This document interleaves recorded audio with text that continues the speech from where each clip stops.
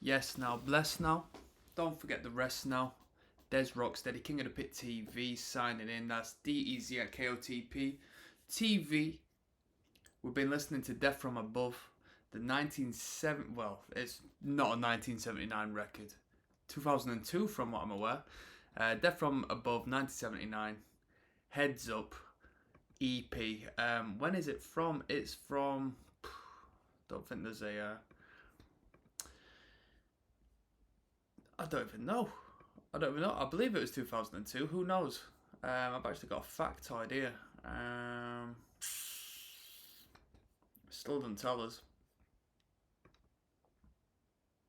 Either way, either way, either way, either way. Here's a little review. I'll leave off with a little rating at the end. It was an interesting listen. It was my first listen to Death from Above. And it didn't take me long to conjure the idea that this may be a drummer and bassist two piece. Sometimes when the bassist is so bold and distorted and nasty,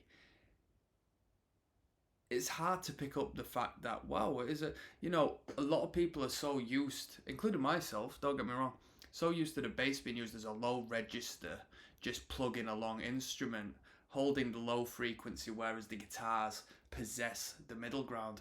Whereas a bassist has, quite a broad range of frequency. You can play up on the top strings and noodle about there and create quite a high frequency, quite a high register in regards to what we might be normally used to from the bass guitar. So I had a little bit of a think, and of course, the album artwork, only two individuals. I thought, right, that makes sense. What I'm hearing could be pulled off by a two piece. I think it is. I haven't seen them perform live, but I think so. Um, whilst looking at the comment section, I've seen relation to Crystal Castles.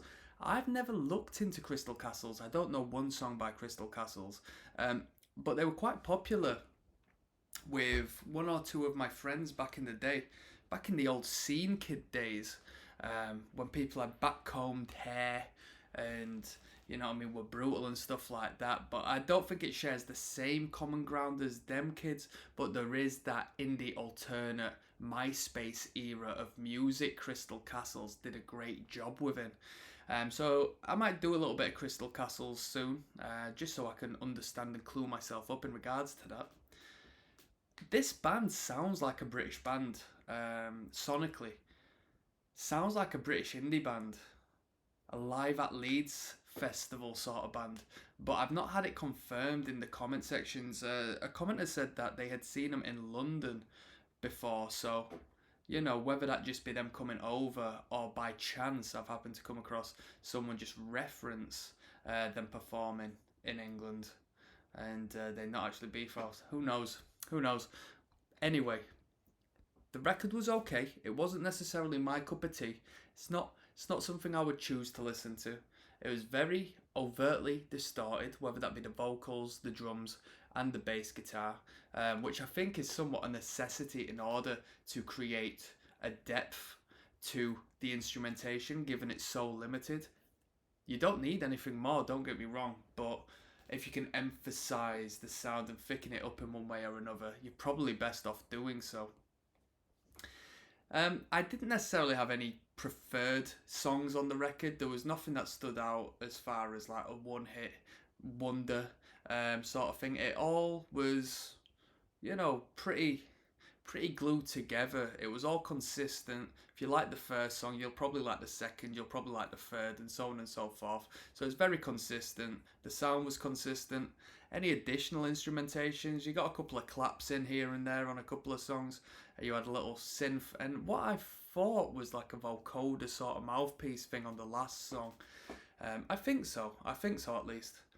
The third song states that it's live, but I the sample at the end, obviously with the clapping, I think was used as a bit of a joke because it didn't seem like it was live, and if it was live, it just came out with the same quality as the studio record. So either they are pristine, fantastic live, or the producer of the record should be fired and they should save some money. Like one of the two, really, innit?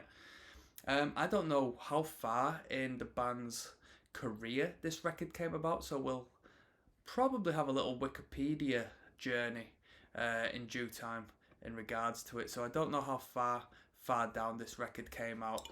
In all honesty, it's getting late over here, so I thought I'll just throw some under 30 minutes on. I had a little Google search, came across this, and I thought, I've heard of Death From Above before. I'll pop them on. But that's about it. I know people who would really enjoy this sound, and me personally, it's never been my sort of stuff. It's never been my sort of music. A lot of people are referencing them as a punk band and so forth. They're not a punk band.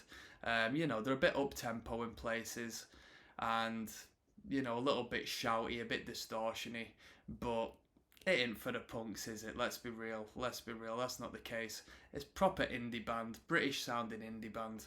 And that's about it for the most part. Nothing in particular I would return to. I don't think it was amazing. It is just an EP though. It's not an LP of sorts. Maybe it's just not much of an effort they've put in. The producer and sound engineer have done a good job of really creating a big thick sound for them. And that's about it for the most part. As far as ratings concerned, I get a 3.5 out of 10. 3.5 out of 10. And I don't say that to say it's bad. This is my personal opinion. Would I listen to it again? No, I'd rather not. It just doesn't touch me. It's consistent, good music, but there's nothing that stands out in this music to me. Track lengths are good. I said in my reaction videos, which I'll probably link in the description if you want to follow my reaction song by song. I bet they're good live, at least during this period, because the songs are relatively short, but long enough to contain some substance and good ideas.